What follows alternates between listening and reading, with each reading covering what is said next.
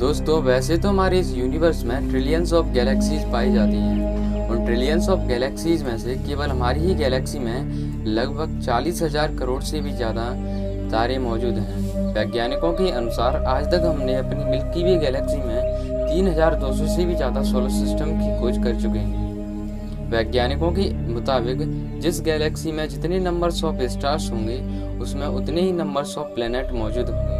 तो इसके अनुसार हमारी मिल्की वे में 40,000 करोड़ से भी ज़्यादा प्लैनेट्स मौजूद हो सकते हैं। इसमें से 30 करोड़ प्लैनेट्स हैबिटेबल जोन में आ सकते हैं, यानी कि इन पर जीवन संभव हो सकता है। लेकिन आज हम किसी इंटरस्टेलर स्पेस में नहीं जाने वाले हैं, बल्कि आज हम बात करने वाले हैं खुद के सोलर सिस्टम में मौजूद 3 ऐसे चंद्रमाओं की जिन पर हो सकता है जीवन संभव। तो हाय दोस्तों, मैं हूं आपका दोस्त मानु कुशवाहा और आप देख रहे हैं मिस्टीरियस साइंस। तो आइए शुरू करते हैं आज के इस एपिसोड को।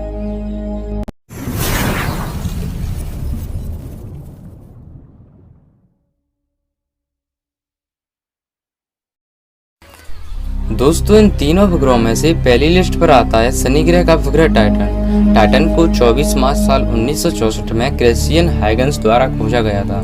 यह हमारे सौरमंडल में दूसरा सबसे बड़ा उपग्रह है तथा शनि ग्रह का सबसे बड़ा उपग्रह भी है। हमारे सौरमंडल में पृथ्वी के अलावा यही एक ऐसी जगह है जहाँ पर लिक्विड प्रचुर मात्रा में मौजूद है। बात थी 1980 के दशक की, जब वॉयेजर स्पेसक्राफ्ट इसके करीब से निकला तो इसने हमारे लिए कई जानकारी और तस्वीरें पृथ्वी पर भेजी। लेकिन ये यान हमारे लिए ज़्यादा जानकारी इकट्ठी नहीं कर पाए, क्योंकि ये इंटरस्टेलर स्पेस मिशन होने के कारण इनको अपने मुख्य लक्ष्य की तरफ जाना था।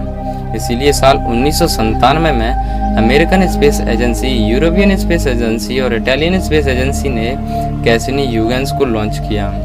अक्टूबर 2003 को यह टाइटन के करीब से निकला तथा दिसंबर 2003 को उसने अपनी मुख्य यान से ह्यूगेंस प्रोब को अलग कर दिया तथा यह टाइटन के एटमॉस्फेयर में प्रवेश कर गया तथा 14 जनवरी 2004 को यह टाइटन के हार्ड सरफेस पर लैंड कर गया। लेकिन इसका जीवन इस पर केवल 1 घंटे और 12 मिनट का ही था। लेकिन एक घंटे और 12 मिनट ने ही टाइटन से कई जानकारी जुटाई, जैसे कि टाइटन पर हाइड्रोकार्बन की नदियां, झीलें और नहरों का मौजूद होना तथा हाइड्रोकार्बन के बादल बनकर मीथेन की बरसात करना इत्यादि। देखा जाए तो वैसे यह हमारी पृथ्वी का अतीत ही है, क्योंकि पृथ्वी पर भी शुरुआत में हाइड्रोकार्बन ही बने थे। वैज्ञानिकों के अनुसार अब नहीं भविष्य में ही ठीक, लेकिन टाइटन हम इंसानों के रहने लायक जरूर होगा। हम इंसानों के नहीं तो किसी और ऑर्गेनिज्म के रहने लायक तो होगा ही होगा।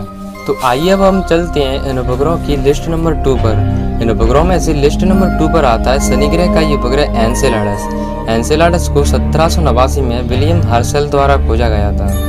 यह हमारे शनि ग्रह का 6वां सबसे बड़ा चांद है।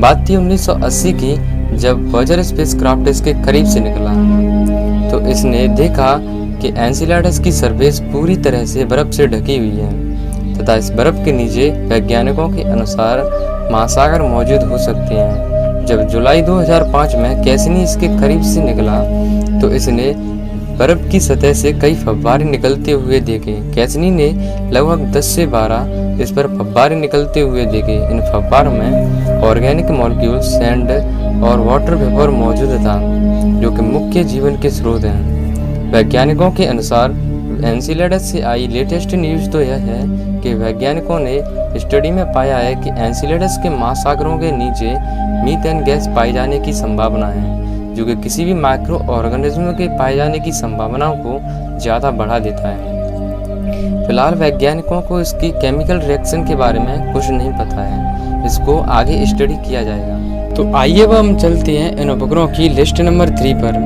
इन उपग्रहों में से लिस्ट नंबर 3 पर आता है बृहस्पति ग्रह का उपग्रह यूरोपा।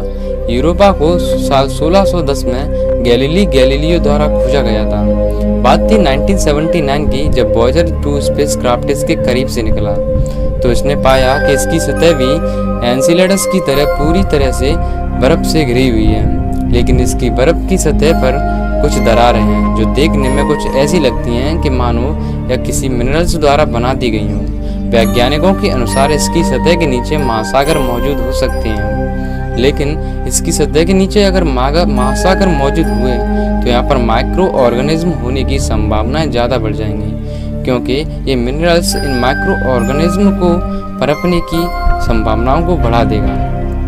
अब तक की हमें जितनी भी एडवांस जानकारी हमें इस चांद के बारे में है वो हमें गैलीलियो मिशन से है। भविष्य में जुपिटर के 3 चंद्रमाओं को अध्ययन करने के लिए निकलेगा, जिसमें बृहस्पति का उपग्रह यूरोपा भी है। दोस्तों, आपको क्या लगता है कि इन सौरमंडल के इन 3 चंद्रमाओं पर किसी तरह का जीवन पनप रहा होगा या फिर नहीं?